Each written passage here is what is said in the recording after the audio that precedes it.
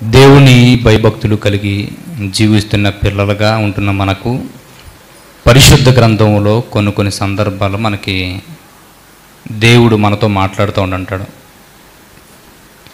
భక్తి జీవితాన్ని స్థిరపరచుకుని అభివృద్ధిపరచుకోవాలనుకున్న పరలోకమందున్నటువంటి దేవుణ్ణి మెప్పించే జీవితం మనకు కావాలనుకున్న ఈ లోకంలో మనం పడిపోకుండా ఆత్మీయంగా పవిత్రంగా మనం బ్రతకాలనుకున్నా, లేదంటే ఈ భౌతికమైనటువంటి జీవితంలో కూడా దేవుని భయభక్తులు కలిగి దేవుని చిత్తాన్ని తెలుసుకుని మనం ఉన్నటువంటి ఈ స్థితి నుంచి ఒక ఉన్నతమైనటువంటి స్థితిలోకి వెళ్ళడానికి పరిస్థితులన్నీ మారి మనమందరము దేవుని ఎదుట పరిశుద్ధులుగా నిర్దోషులుగా నిలబడాలంటే వింటున్నటువంటి వాక్యం ఏదైతే ఉందో ఆ వాక్యాన్ని చాలా జాగ్రత్తగా మనం ఆలోచించాలి. కొన్ని ఉదాహరణలు మీతో చెప్తున్నాను, మీరు సమాధానం చెప్పండి. ఎప్పుడైనా చదువుతున్నటువంటి పిల్లలు కానీ, లేదంటే ఏదైనా కొన్ని గేమ్స్కి ప్రిపేర్ అవుతున్నటువంటి పిల్లలు కానీ, కొన్ని కాంపిటేటివ్ ఎగ్జామ్స్ జాబ్స్కి కానీ ప్రయత్నిస్తున్నటువంటి పిల్లలు కానీ, వాళ్ళకి ఇంకొక 3 నెలల్లో 4 నెలల్లో ఎగ్జామ్స్ ఉన్నాయనో, లేదంటే వాళ్ళకి అనుకున్నటువంటి సంబంధించినటువంటి ఈవెంట్స్ ఏమన్నా ఉన్నాయని వారికి తెలిసినప్పుడు వారికి నచ్చినట్టుగా 1 గంట చదువుకొని 1 గంట ప్రాక్టీస్ చేసి ఇటు అటు తిరిగేసి కరెక్ట్గా ఎగ్జామ్ టైంకి వచ్చేటప్పుడు ఈవెంట్స్కి వెళ్ళిపోయినప్పుడు వాళ్ళు డిస్క్వాలిఫై అయిపోయి ఫెయిల్ అయిపోయారు అనుకోండి, వీళ్ళని గమనిస్తూ ఉంటున్నటువంటి వ్యక్తులు ఏమంటారు? వాళ్ళని ఏమి లేదని ఇలాగ అయిపోయింది అంటారు వాళ్ళని. చెప్పాలి. వాళ్ళు వస్తున్నారు, ఏదో చదవాలి కాబట్టి చదువుతున్నారు, ఏదో దాంట్లో పార్టిసిపేట్ చేయాలి కాబట్టి చేస్తున్నారు అనుకునేటువంటి ఈ పొజిషన్లో వాళ్ళు ఉన్నారనుకోండి, అనుకున్నటువంటి సమయం వచ్చింది, ఎగ్జామ్ రాశారు, ఈవెంట్స్కి వెళ్ళారు, ఫెయిల్యూర్ అయిపోయారు. తల్లిదండ్రులు కానీ బంధువులు కానీ చుట్టుపక్కల ఉన్నటువంటి వ్యక్తులు కానీ లేదంటే వాళ్ళ సార్లు కానీ ఎవరైనా వాళ్ళు కొన్ని మాటలు మాట్లాడుతుంటారు. నువ్వు ఇలా చేయడం వల్ల ఇది జరిగింది, ఇలా చూపించడం వల్ల ఇలా జరిగిందని మాట్లాడుతుంటారు. ఎందుకు వాళ్ళ ఫెయిల్యూర్ గల కారణాలు? ఇంట్రెస్ట్ పెట్టలేకపోయారు. Very good. ఇంట్రెస్ట్ అంటే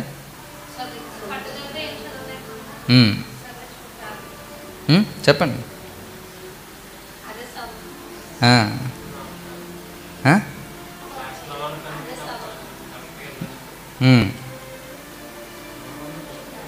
పదాలు తెలుగులో ఏం పదాలు ఉండవా? మీరు చెబుతున్నటువంటి మాటలన్నీ బాగానే ఉన్నాయి, కానీ కొన్ని బిబ్లికల్గా కొన్ని వర్డ్స్ అన్నీ పరిశుద్ధ గ్రంథంలో కొన్ని కాంటెక్స్ట్కి రాయబడి ఉంటాయన్నమాట. కొన్ని సంబంధించినటువంటి పరిశుద్ధ గ్రంథంలో కొన్ని సందర్భాలకి కొన్ని పదాలను జోడించి మాట్లాడుతుంటాడు.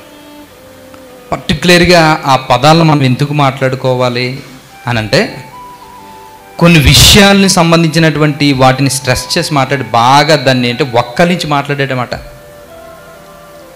మాట్లాడినప్పుడు ఒక మనిషి భక్తి జీవితాన్ని కోల్పోవడానికి కానీ, నిలబడదామనుకుని పాపంలో పడిపోవడానికి కానీ, అనుకున్నటువంటి భక్తి జీవితాన్ని కొనసాగించలేకపోవడానికి కానీ, లేదంటే భౌతికమైనటువంటి పరిస్థితిలో దేవుడి దగ్గర ఉంటున్నా కూడా ఒక మనిషి తన జీవితంలో అనుకున్నటువంటి లక్ష్యాన్ని ఛేదించలేకపోతున్నాడంటే దానికి గల కారణం ఏంటంటే మనిషికి ఏదో లోపం వచ్చి ఉంటుంది.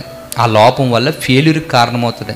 అదేంటని అడిగితే, ఏదైనా ఇందాక మిమ్మల్ని అడిగాను నేను, చెప్పండి కరెక్ట్గానని. ఎందుకు అలా ఫెయిల్యూర్ అవుతారంటే, ఎందుకు వాళ్ళ పరిస్థితులు ఎలాగవుతాయంటే అశ్రద్ధగా ఉండడం వలన. గుర్తుపెట్టుకుంటే. అందుకనే చూడండి, ఎక్కడ ఉందరా నీకు శ్రద్ధ, ఎక్కడ ఉందరా నీకు అంటుంటారు. చూసారు ఎప్పుడన్నా? తల్లిదండ్రులు ఎక్కువ వాడుతుంటారా? శ్రద్ధ ఎక్కడ ఉందో, శ్రద్ధ ఉంటే అవుదును, శ్రద్ధ లేదు కదా. ఎప్పుడు చూసినా దేని మీదైనా అశ్రద్ధే. అందుకని ఒక చదువు మీద అశ్రద్ధ, ఒక పని మీద అశ్రద్ధ, అందుకని ఏం జరగదు అని మాట్లాడుతారు, డిక్లేర్ చేస్తుంటారు. చూడండి, అంటే నార్మల్గా సామాజికంగా మనం చూసుకుంటే ఒక మనిషి ఫెయిల్యూర్ అవ్వడానికి మనమే చెప్తాం. శ్రద్ధ ఎక్కడ ఉంది? శ్రద్ధ లేకపోతే ఏది సాధించలేము. భక్తి జీవితంలో అనుకున్న భక్తిని సాగించలేము.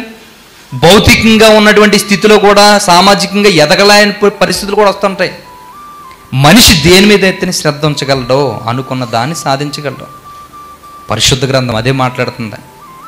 నిజంగా జ్ఞాని సమాజాన్ని చూసినప్పుడు మనుషుల యొక్క ఆలోచనలు ఏవేవో ఉపయోగకరంగా ఉంటాయో మనుషులకని ఆలోచించాడట. అలాగ ఆలోచించినప్పుడు ఒక సందర్భాన్ని రాయడం ప్రారంభించాడు ఆయన. చూడండి, సామెతల గ్రంథం 21వ అధ్యాయము చూడండి ఒకసారి. సామెతల గ్రంథం 21వ అధ్యాయం చూడండి ఒకసారి. సామెతల గ్రంథం 21వ అధ్యాయము 5వ వచనం దగ్గర నుంచి జాగ్రత్తగా చూడండి ఒకసారి. 21వ అధ్యాయము 5వ వచనం దగ్గర నుంచి చేయండి. వాళ్ళ ఆలోచనలు కానీ వాళ్ళు ఇచ్చేటువంటి ప్రతి సలహాలు కానీ ఎలాగుంటాయంటో తెలుసా? శ్రద్ధ గలవారి యోచనలు లాభకరములు. చూసారా? నిజంగా శ్రద్ధ నిలిపి దేన్నైనా ఒకవేళ చేయగలిగిన, శ్రద్ధ కలిగి ఒక భక్తి జీవితాన్ని కొనసాగించిన, లేదంటే శ్రద్ధ కలిగి ఒక విషయాన్ని చదివినా, లేదంటే ఒక వ్యాపార విషయంలో అవ్వచ్చు, ఒక ఉద్యోగం విషయంలో అవ్వచ్చు, ఏదో ఒకటే శ్రద్ధ కలిగి బాగా చేసుకుంటాడు. చూడండి, వాడు సలహాలు బాగా ఇస్తాడు. వాడు ఏ సలహా అనేది చాలా ఉపయోగకరం అన్నమాట. ఎందుకో తెలుసా? శ్రద్ధ నిలిపిన వాడు శక్తి లోపం లేకుండా పనిచేస్తాడు దేంట్లోనన్నా.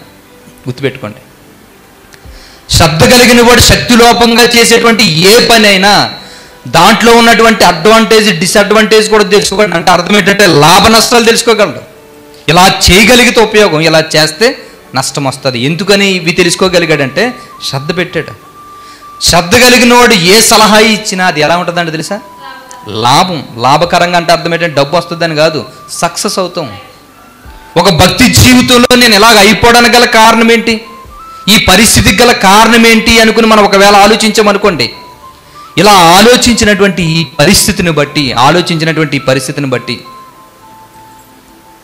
మన జీవితంలో ఒకవేళ మనం కానీ ప్రశ్న వేసుకుంటే అలాంటి వాళ్ళని ఒకసారి మన లైఫ్లోకి వాళ్ళని ఎంటర్ చేసుకుని ఏటి పరిస్థితికి గల కారణం అనుకుని భక్తి జీవితంలో కానీ ఒకవేళ వాళ్ళని ప్రశ్నించి అడగగలిగామనుకోండి, మనం ఎక్కడ పడిపోతున్నామో, ఎక్కడ ఫెయిల్యూర్ అవుతున్నామో వాళ్ళ భక్తి జీవితాన్ని స్టాండర్డ్ని బట్టి చెప్పగలరు వాళ్ళు. ఎందుకు అని అడిగితే వాళ్ళ దేని మీదైనా ఏమి ఉంచగలరు? వాళ్ళు శ్రద్ధ ఉంచగలరు. శ్రద్ధ ఉంచేటువంటి వాడికి ప్రతిదీ తెలుస్తుంది. వాడి సక్సెస్ రేట్ కూడా చాలా బాగుంటుంది. అంతే, దేంట్లోనైనా ఒకటి గుర్తుపెట్టుకోండి, దేవుడి దగ్గర భక్తి జీవితాన్ని కొనసాగిస్తున్నటువంటి వ్యక్తులుగా మనం అందరం కూడా దేవుని సన్నిధిలోకి వచ్చినప్పుడు దేవుని యొక్క వాక్యం మీద వినే విషయంలో చాలా శ్రద్ధ పెట్టాలి. వినే విషయంలో కానీ దాన్ని పాటించే విషయంలో కానీ శ్రద్ధ పెట్టాలి. బయట ఉన్నటువంటి కొన్ని చదువులు కానీ, ఒక ఉద్యోగాన్ని కానీ, లేదంటే ఒక వ్యాపారం కానీ ఏదైనా ఎఫెక్ట్ పెట్టామంటే శ్రద్ధ కలిగి ఉండాలి. గుర్తుపెట్టుకోండి. ఎందుకంటే ఈ ఆధ్యాత్మిక జీవితం పతనం అవ్వడానికి గల కారణం ఏంటి తెలుసా? భౌతికమైన స్థితి సరిగా లేదనుకోండి, ఆధ్యాత్మికమైన స్థితి పడిపోతుంది. గుర్తుపెట్టుకోండి, భౌతికమైన స్థితి ఎప్పుడు పడిపోతుంది తెలుసా? శ్రద్ధ లేనప్పుడు.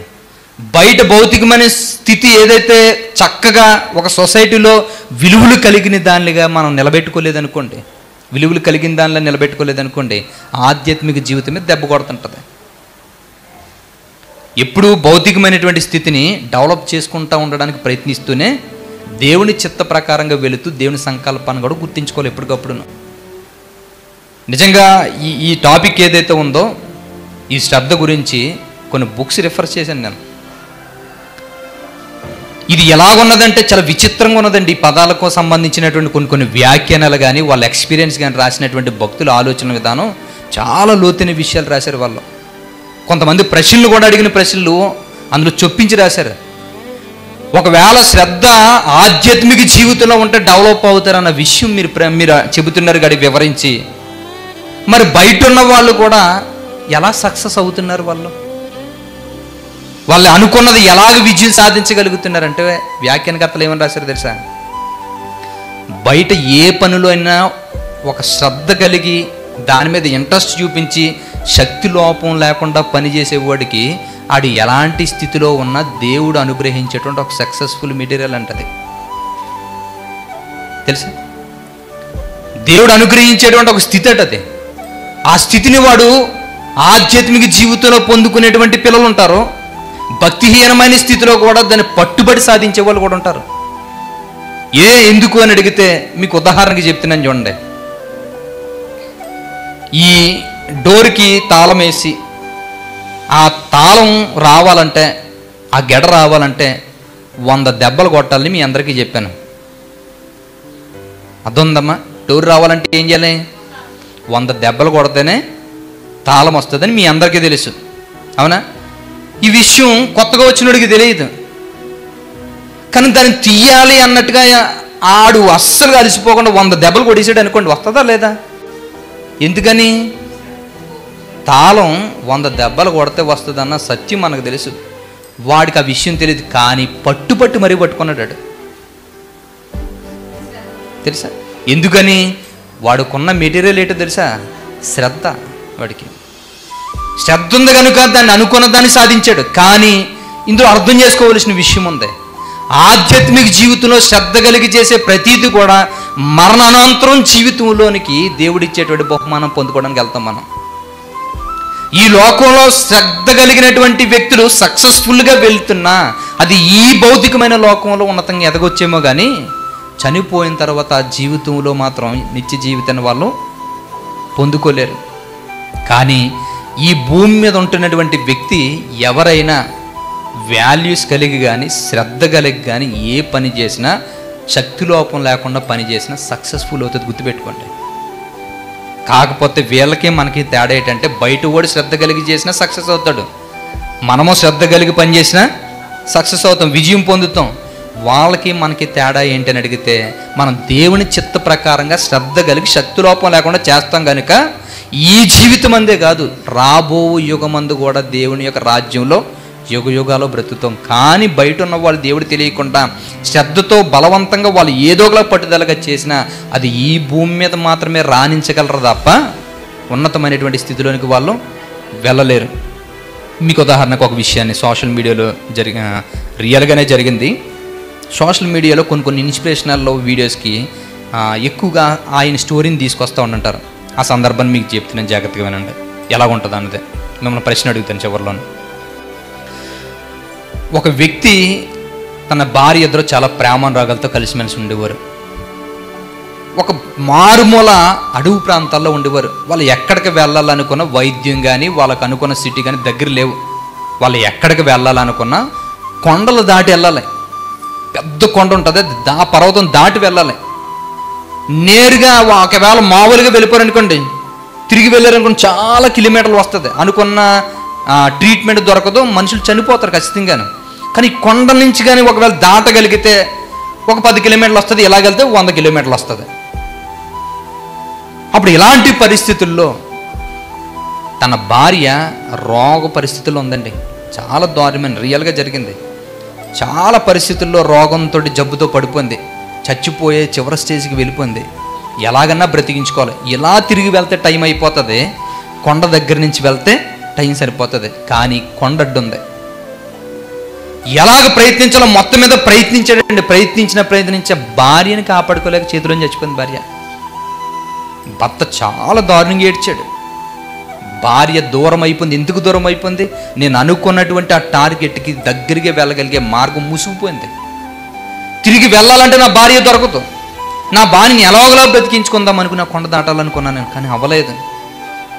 నా భార్య లాంటి పరిస్థితి నా ఊరిలో ఉన్నవాడికి రాకూడదనుకున్నాడంటే, రాకూడదనుకుని కొండని ఒక గుణపం ఒకటి, ఒక సుత్తు ఒకటి పట్టుకుని 2 వస్తువులు పట్టుకుని కొండను తోల్చడం ప్రారంభించాడండి.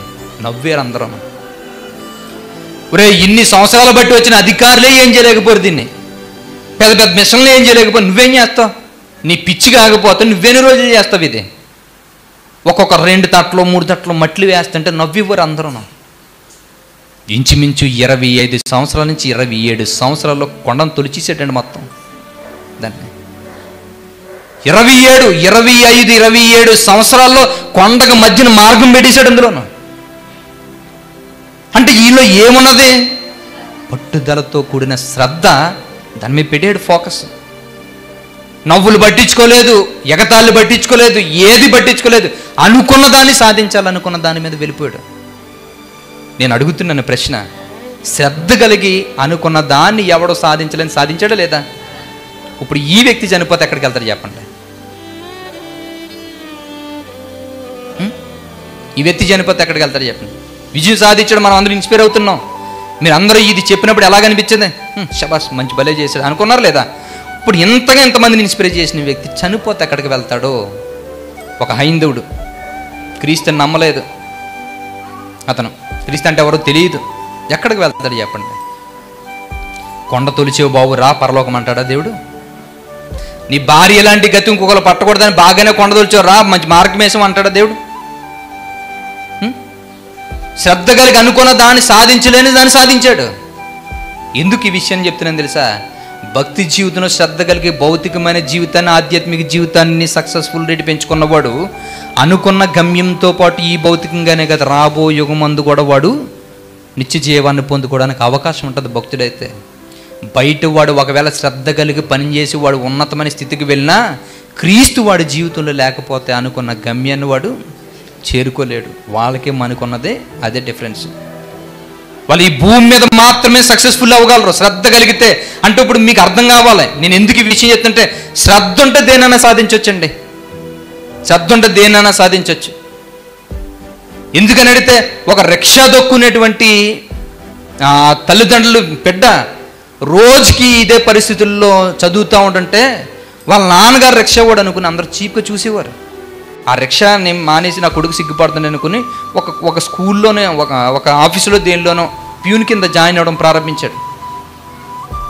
వాళ్ళ కొడుకు చెప్పేవాడట చిన్నప్పటి నుంచి, నేను ఐఏఎస్ ఆఫీసర్ని అవుతానని, కలెక్టర్ని అవుతానంటే, మీ అబ్బాయి ఏం చదువుతానంటే కలెక్టర్ చదువుతాను అంటున్నాడండి అంటే నవ్వివ్వరండి వాళ్ళందరూ. ఎందుకని వాళ్ళ ₹1,00,000 జీతగాడు, ఇతను ఒక ₹1,000 జీతగాడు. నవ్వివ్వరు ఇవన్నీ.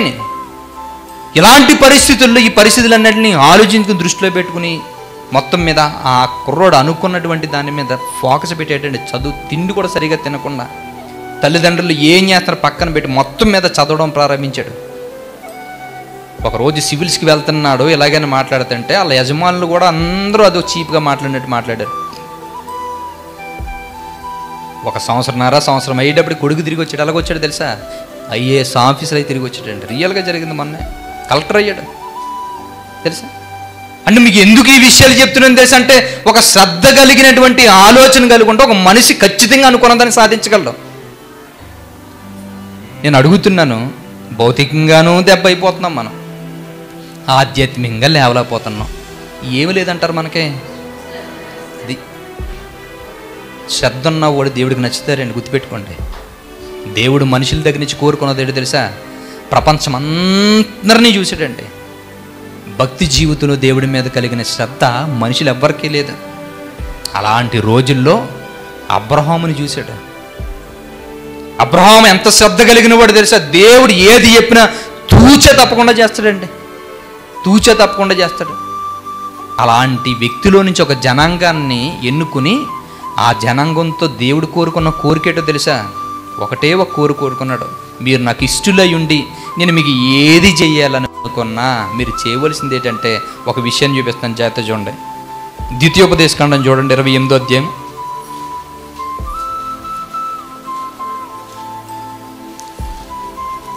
దేవుడు కోరుకున్నటువంటి ఆ కోరిక ఏం కోరిక, కోరుకున్నటువంటి ఆ కోరిక కలిగి ఉంటే పరిస్థితులు ఎలాగుంటాయి అన్న విషయాన్ని చెప్తున్నాడు. జాగ్రత్తగా చూడండి ఒకసారి. ద్వితీయోపదేశకాండము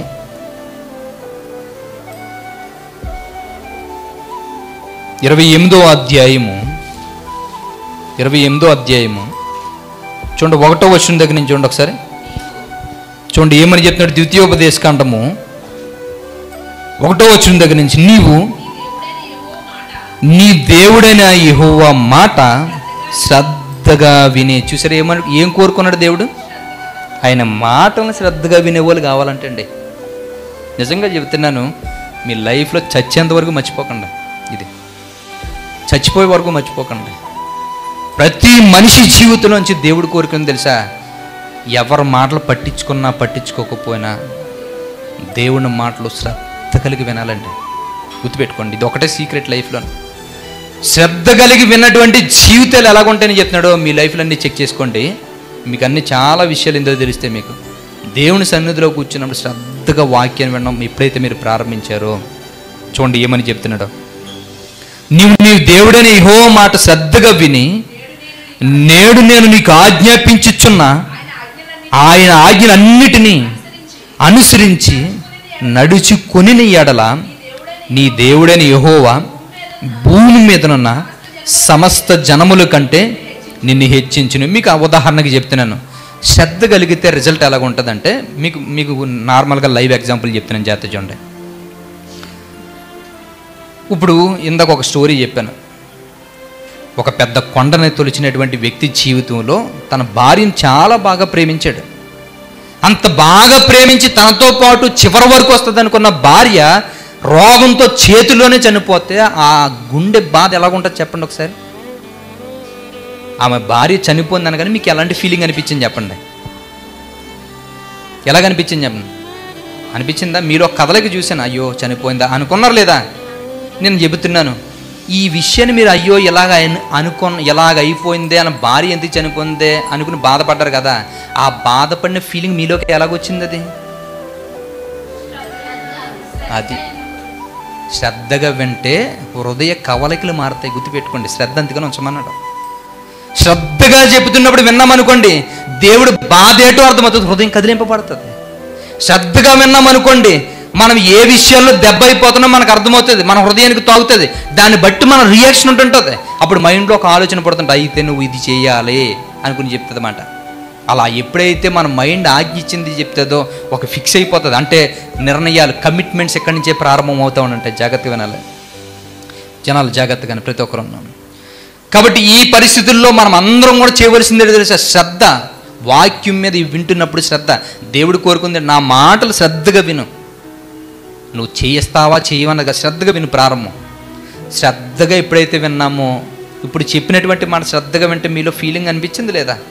అలాగే దేవుని మాటలు శ్రద్ధగా వింటే దేవుడు చెబుతున్న మాటలకు మన హృదయ స్పందన కదులుతుంది. అప్పుడు ఏం చేస్తుంది తెలుసా?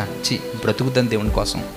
ఇప్పుడు వరకు ఏదో వృధాగా చేసేసాం జీవితాన్ని, ఇప్పుడు వరకు ఏదోలా గడిపేసాం, వద్దు ఇంకా దేవుని బాధ పెట్టేందుకు ఈ బ్రతుకు. అసలుకి పుట్టించినవాడు ఆయనే, పోషించేవాడు ఆయనే, ప్రతి దాన్ని చూసుకునేవాడు ఆయనే. అలాంటిటప్పుడు ఆయన్ని బాధ పెడితే పరిస్థితి ఏంటి అసలుకి? నేను ఎందుకు ఇలాగ ఉండాలి అనుకున్న ఫీలింగ్ కలుగుతుంది. ఎప్పుడు కలుగుతుంది అది? ఆయన బాధ ఎప్పుడు అర్థమవుతుంది? శ్రద్ధ కలిగినప్పుడు. అందుకనే చూడండి, ఎవరైనా ఒక విషయాన్ని చెప్పాలనుకోండి, ఎప్పుడు చెప్తారో తెలుసా? చెప్పాలనుకో ఇంట్రెస్ట్ ఎప్పుడు వస్తుందో తెలుసా? నువ్వేదో సెల్లలా చూసుకుంటుంటే నీ దగ్గరికి వచ్చి బాధలు చెప్పుకుంటారు అనుకుంటున్నావా? చెప్పుకోరు. నువ్వు ఏదో ఒక పని చేసుకున్నావు అనుకో, ఆ పని చేసుకునేటప్పుడు నీ ముఖం ఎలా తిప్పి మరీ చెప్తుంటారు అలా. అంటే అర్థం ఏంటి? నా మాట అనరా, నా బాధ నీకు అర్థం అవ్వాలంటే ఒక్కొక్కరు చూడండి, మాట చెప్పేటప్పుడు ఫేస్ కనబడలేదు అనుకోండి, ఎవరైనా అడ్డు వస్తే ఏం చేస్తారు చెప్పండి? జరగరా నువ్వు, ఏ సౌండ్ వినబడుతుంది కదా, సౌండ్తో ఎందుకు సరిపెట్టుకోవడం లేదు? మనిషిని చదువు ఎంతో పక్కలేదు, ఎందుకనంటే మాట్లాడుకుంటున్నాం కదంట, ఏం మాట్లాడుతూ సౌండ్ వినబడాలి కదా, ఫేస్ ఎందుకు అంటే శ్రద్ధ దాని మీద. అలా ఫేస్ చూసి అనంటే అప్పుడు ఎక్కుతుంది అన్నమాట. సీరియల్ మీరు చూడండి, శ్రద్ధ కలిగి అంటారు కనుక ఎడుతారు. అబద్ధమైన చూడండి, అబద్ధం అని తెలిసేది కానీ నమ్మేస్తాం. చచ్చిపోయినాడు ఆల్రెడీ యాక్షన్ చేస్తాడని తెలిసినా ఎడుతాం. ఎందుకని? శ్రద్ధ. ఆ శ్రద్ధ ఏం చేసిందంటే నిజంగా చచ్చిపోయాడు అనుకున్నంత ఫీలింగ్ రప్పించి మీతో ఏడిపించేస్తుంది. నా ఏడేటప్పటికి 300 గడేస్తుంటారు ఆ ఏడుపుకి. అవునా కదా చెప్పండి? ఇప్పుడు సేమ్ ఇదే సిచ్యువేషన్ చెప్తున్నాడు. దేవుడు ప్రతి మనిషి నుంచి, భక్తి నుంచి కోరుకునేది ఇదే. అది ఏంటంటే శ్రద్ధ కావాలి. నా మాటలు ఎవడైతే శ్రద్ధగా వింటాడో, శ్రద్ధగా వింటున్నవాడు ఖచ్చితంగా నా మాటలు ప్రకారంగా బ్రతకడం ప్రారంభిస్తాడు. అలాగానే వాడి లైఫ్ని డిజైన్ చేసుకుంటే వాళ్ళ లైఫ్ ఎలాగుంటుందో చెప్పాడండి ఇశ్రాయేలు ప్రజలతోటి. ఏమని చెప్పాడు చూడండి ఒకసారి. ఇప్పుడు చదవండి ఫస్ట్ నుంచి 28వ వచనం 1వ వచనం. ద్వితీయోపదేశకాండం 28వ అధ్యాయం 1వ వచనం. నీవు నీ దేవుడని యెహోవా మాట శ్రద్ధగా విని నేడు నేను నీకు ఆజ్ఞాపించుచున్న ఆయన ఆజ్ఞలన్నింటినీ అనుసరించి నడుచుకొని ఎడల నీ దేవుడని యెహోవా భూమి మీద ఉన్న సమస్త జనముల కంటే నిన్ను హెచ్చించును. చూసారా, ఆయన మాట శ్రద్ధగా విని ఆయన మాట ప్రకారం బ్రతకడం ప్రారంభిస్తే నువ్వెక్కడికి వెళ్ళినా గౌరవం ఉంటుంది. నీ వెనకాల కోట్లు ఉన్నాయా, నువ్వు వెనకాల ఏ పదవిలో ఉన్నావు, ఏ ఉద్యోగం చేస్తున్నావు, ఏం చేస్తున్నావు, ఎంత సంపద ఎవడు పట్టించుకోవడం. నువ్వు వెళ్ళేటప్పటికి అమ్మ రామా కూర్చోమ్మా ఇలాగా అంటారు. నువ్వేనా సలహాలు ఇస్తుంటే అందరూ సైలెంట్ అయిపోతారు. మాట్లాడుతున్నారు కదా వాళ్ళు, అతను మాట్లాడుతున్నాడు కదా, ఎందుకని? నువ్వు దేవుని మాట విని నీ జీవితాన్ని మార్చుకున్నావంటే ఆటోమేటిక్గా గౌరవం పెరిగిపోద్ది. అది ఎవరు చేస్తారంటే అది దేవుడు చేస్తానన్నాడు. అది నేను చేస్తాను, నువ్వు నా మాట విని శ్రద్ధగా నిలబడి చాలు. నీకు ఏం చేయాలి, నువ్వు ఏది కోరుకున్నావు, గౌరవం కోరుకున్నావు అందరిలో, నా మాట విను, శ్రద్ధగా విను. నా మాట గౌరవంగా ఒకవేళ నువ్వు వినగలిగితే, శ్రద్ధ కలిగి వినగలిగితే ప్రజలందరిలో గౌరవాన్ని రప్పించి నిలబెడతాను నేను. ఎంత గొప్పగా మాట్లాడతాడు చూడండి. దేవుడు చెప్తున్నాడు ఈ మాటలో. ఎందుకంటే ప్రతి మనిషి ఎలాంటి వారిని ఏం కోరుకుంటారు చెప్పండి? ఏం కోరుకుంటారు? గౌరవంగా బ్రతకాలనే కదా కోరుకుంటారు. ఎంత ఎలాంటి వాళ్ళైనా గౌరవంగా బ్రతకాలి. ప్రతి ఒక్కరిని చూసినప్పుడు విషయాలు గౌరవంగా బ్రతకాలి. ప్రతి మనిషి అది కోరుకుంటాడు. దాన్ని దేవుడు తెలుసుకున్నాడు మనిషి. ఎందుకంటే దేవుడికి కావలసింది కూడా ఆయన పిల్లలంగా దేవుడికి కూడా గౌరవం ఉండాలి. ఆ గౌరవం తగ్గట్టుగానే పరిశుద్ధుడు అనే స్థాయిని ఎప్పుడు తగ్గించుకోడు. ఏ విషయంలో పశ్చాత్తాపడే స్థితికి రాడు. కానీ మన దగ్గరికి వచ్చేటప్పుడు ఆయన బిడ్డలం కాబట్టి మనకి ఏముండాలని మనం కోరుకుంటామట?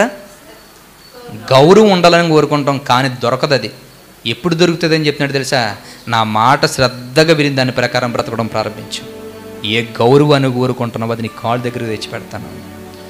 ఏ జనము నన్ను పట్టించుకోవట్లేదు, అందరూ ఒకటే నన్ను ఒంటరి చేసేసావు నువ్వు అనుకుంటున్నావేమో. అలాగ అనుకుంటే దేవుడు చెప్తున్నాడు, అందరిని నీకు జనాలనిచ్చి నీకు స్వాస్థ్యంగా నిలబెడతాను నేను. ఎంత గొప్ప మాటలు చెప్తున్నాడు చూడండి. కానీ నువ్వు చేయవలసిందంటే శ్రద్ధగా నా మాటలు విని వాటి ప్రకారం నడవడం ప్రారంభించు.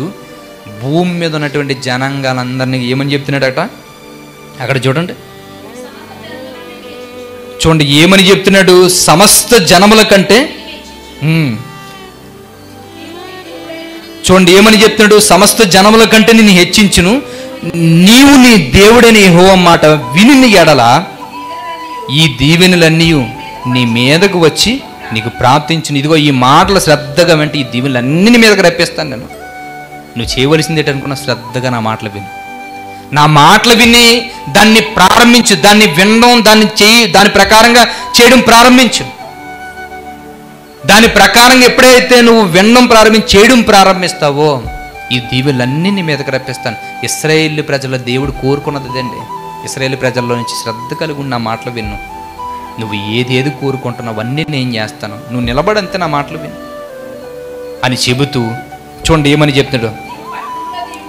నువ్వు పట్టణంలో నువ్వు వెళ్ళిన పట్టణంలో ఏం చేసినా అందులో దీవింపబడతావు.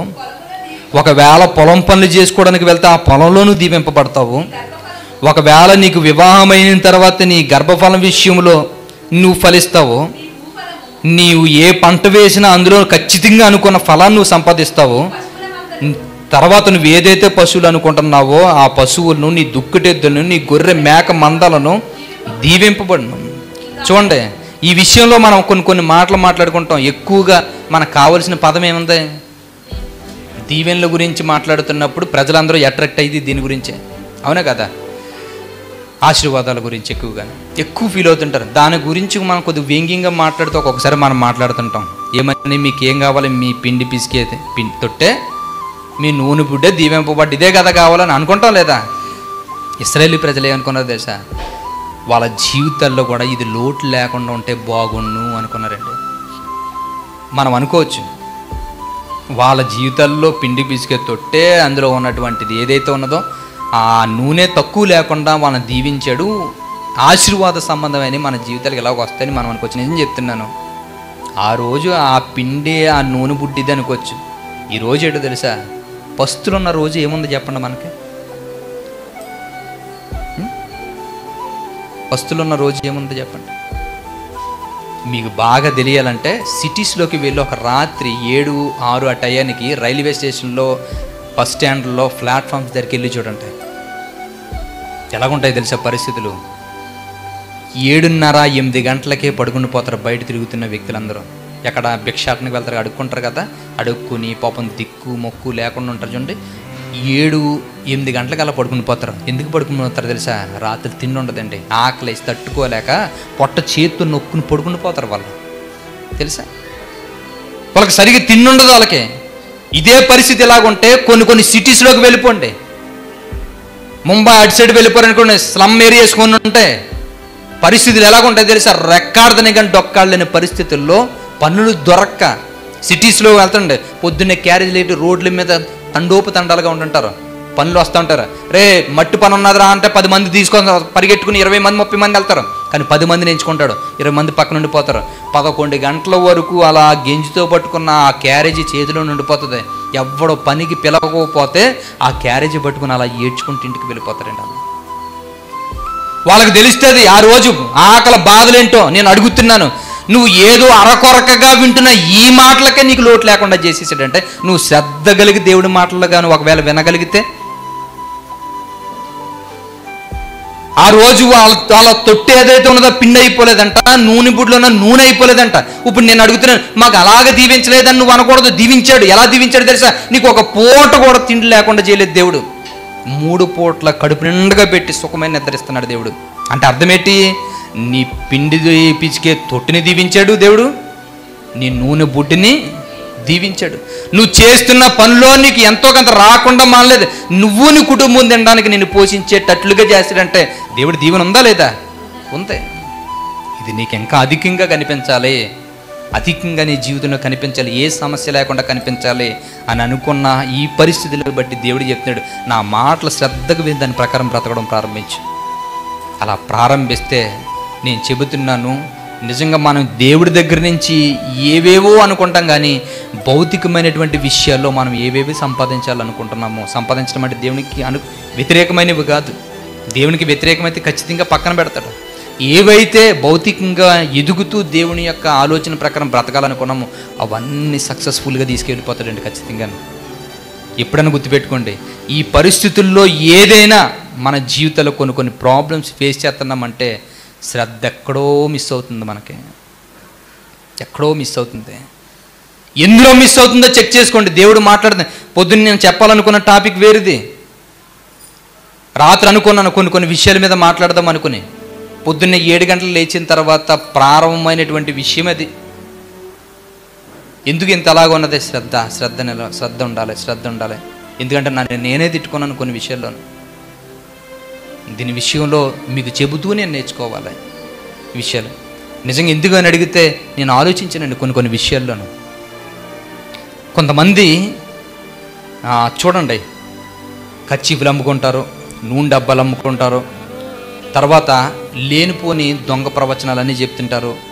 ఇలాంటి విషయాలన్నీ జరుగుతుంటాయి కొన్ని సిచ్యువేషన్స్లో. వాళ్ళు చూడండి, ఎంత పెద్ద సంఘం, విస్తారమైనటువంటి సంఘాన్ని కానీ లేదంటే ఒక పెద్ద దాన్ని కానీ వాళ్ళు నిలబెట్టుకుంటారు. మొత్తం అంతా వాళ్ళంతా చేసుకుంటారు. లక్షల మందిని పోగేస్తుంటారు. వాళ్ళు అనుకున్నంత రేంజ్కి వెళ్ళిపోతారు వాళ్ళు. నాకు అనిపిస్తూ ఉంటుంటుంది, ఎంత అలాగే ఎలా చేయగలిగారు వీళ్ళు, ఈ పొజిషన్లోకి ఎలాగెళ్ళగలిగారు? చేసేది దేవుణ్ణి మోసం చేసే క్రియలు కదా ఇవి. ఎందుకంటే చాలా ఫేక్ ఉంటుంది. వాక్యం ప్రకారంగా ఆలోచించుకోండి, ఫేక్ అంతాను. కానీ ఈ స్థితిలో ఎలాగ వెళ్ళారని ఆలోచించినప్పుడు అర్థమైంది ఏంటో తెలుసా? వాళ్ళ కష్టం చూస్తే నిజంగా సక్సెస్ అవుతారనిపిస్తుందండి. వాళ్ళ పొద్దున్న 5 గంటలకే లేస్తారు. 5 గంటల నుంచి ప్రణాళికలు సిద్ధపరచుకుంటాడు. వాడి మోసమైనా ఏదైనా వాళ్ళకు ఉన్నటువంటిది ఏంటో తెలుసు? ఆయుధం శ్రద్ధ. వాళ్ళు చూడండి, చాలా పెద్ద మినిస్ట్రీ స్టార్ట్ చేసి కొన్ని లక్షల మందిని పోగేయగలరు వాళ్ళు. దానికి వాళ్ళ ప్రణాళికలు ఉండదు తెలుసా? నిద్ర తిండుండదు వాళ్ళకి. నిద్ర తిండి ఇదే పని. శ్రద్ధగా పని చేయాలి, శక్తి లోపల చేయాలి, కసితో పని చేస్తుంటారండి వాళ్ళు. అనుకున్న దాన్ని సాధిస్తుంటారు. కానీ మన దగ్గర ఉంటున్నటువంటి పరిస్థితి, సత్యం తెలుసుకుంటాం, సత్యం విషయంలో అనుభవాన్ని మనం పొందుకుంటాం, కానీ మనకేముండదు తెలుసా? శ్రద్ధ ఉండదు. వాళ్ళకి మనకి తేడాది. వాళ్ళ దేవునికి వ్యతిరేకమైనటువంటి అక్రమమైన విషయాలు వెళుతున్నా సక్సెస్ రేట్ పెరుగుతుంది. ఎందుకంటే వాళ్ళు చేస్తుంది ఒకవేళ దేవుడికి వ్యతిరేకమైన పని అయినా అందులో కూడా వాళ్ళు చేసే పని ఏంటి తెలుసా? శ్రద్ధ కలిగి చేసుకుంటారు, అంతే సక్సెస్ అవుతున్నారు వాళ్ళు. మనం దేవుని సత్యంలో ఉన్నాం కదా అనుకునే అశ్రద్ధ మనకి. దేవుడు సత్యంలో ఉన్నాం కాబట్టి మనల్ని ఎలా రక్షిస్తాడులే అనుకునే అశ్రద్ధ మనకి. సత్యవాక్యం వింటున్నాం కదా పర్లేదులే అనుకునే ఒక అశ్రద్ధ మన భక్తి జీవితాన్ని నాశనం చేస్తుంది, భౌతికమైన జీవితాన్ని పాడు చేస్తుంది. ఇది ఎప్పుడూ మర్చిపోకూడదు మన జీవితంలోనూ. దేవుని పిల్లలుగా బ్రతుకుతున్నటువంటి మన జీవితాల్లో కూడా దేవుడు కోరుకుందితే శ్రద్ధ కలిగి ఉంటే నేను ఇలా నిలబెడతాను, ఇలా చూసుకుంటాను, ఇవన్నీ నాది, నేను చేసుకుంటాను. నువ్వు శ్రద్ధ నిలిపి నా మాటలు విని దాని ప్రకారం బ్రతకడం ప్రారంభించు, నీ లైఫ్ ఎలాగుంటుందో నేను చూస్తాను అనుకుని దేవుడు మాట్లాడుతున్నాడు. ఇంకో సందర్భం చెప్తాను చూడండి. ఒకవేళ అశ్రద్ధ కానీ దేవుని పరిస్థితుల్లో కానీ ఒకవేళ చూపించగలిగితే అది ఎలా ఉంటుందని చెప్తున్నాను జాతి. చూడండి, ఇర్మియా గ్రంథం చూడండి ఒకసారి. ఇర్మియా గ్రంథం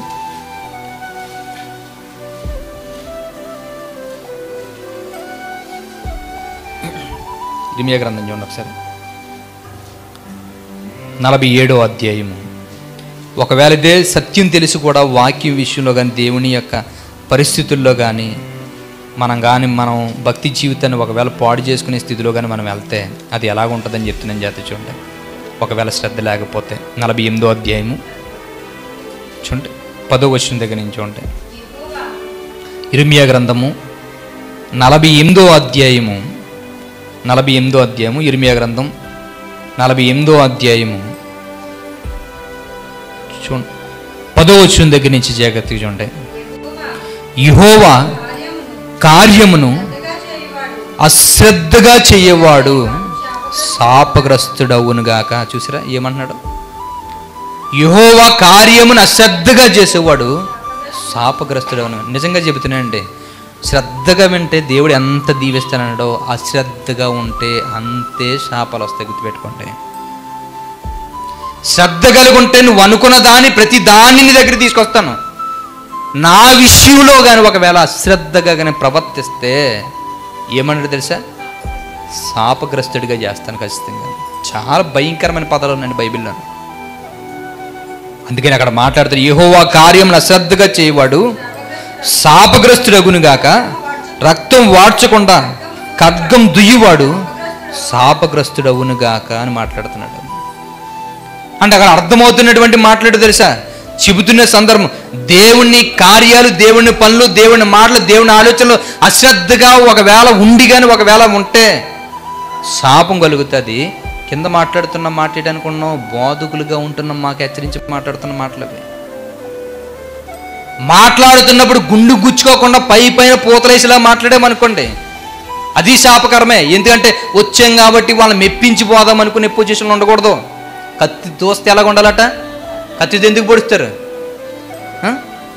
కత్తితో కోసేసినాడికి రక్తం రావట్లేదంటే కత్తి తెగిదే తెగందని అర్థమా? ఇప్పుడు అన్ని కత్తులు ఎలాగ ఉన్నాయి చూడండి. కత్తిలే తిప్పుతారు, ఆ కత్తులు తెగవు, పొదులు అయిపోయినాయి మొత్తం అన్నీ. ఎలాగైపోయినాయి? కత్తితో ఉండంటే ఇంకా అనరా అనే పరిస్థితులు అయిపోయింది. ఎందుకు అంటే బోధలు అలాగున్నాయి, మెప్పించే బోధలు. మనుషుల్ని ఏదో ఒకలాగా మిస్ప్రైజ్ చేసేటట్లుగా, ఆనందంగా ఉండేటట్లుగా, సంతోషంగా ఉండేటట్లుగా, నవ్వుకునేటట్లుగా ఇలాంటి బోధలు అయిపోయినాయి. ఖండించి చెప్పేటువంటి బోధలు లేవు.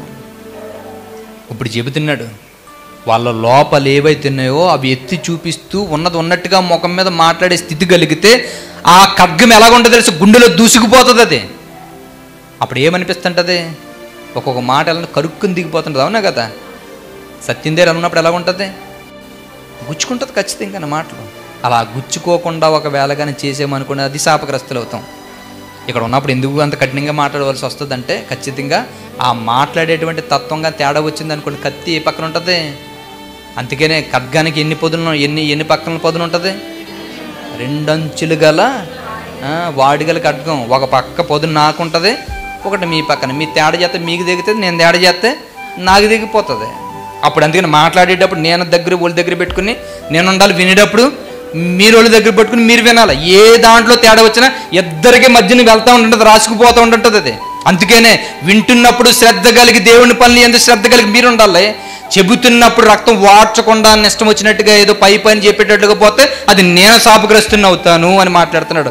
దేవుని విషయంలో శాపగ్రస్తమైన క్రియలే ఒకవేళ జరిగితే, దేవుని పని అయిన వాక్యం వినడమైనా, దేవుని పనులైనా, దేవుని విషయంలో ఏదైనా అశ్రద్ధగా జరిగితే, అశ్రద్ధగా చేస్తే చెబుతున్నాను శాపగ్రస్తులం అవుతాం. ఎలా శాపగ్రస్తులం అవుతాం అంటే ఇదే ద్వితీయోపదేశకాండంలో చెప్పాడు. జాగ్రత్త చూడండి.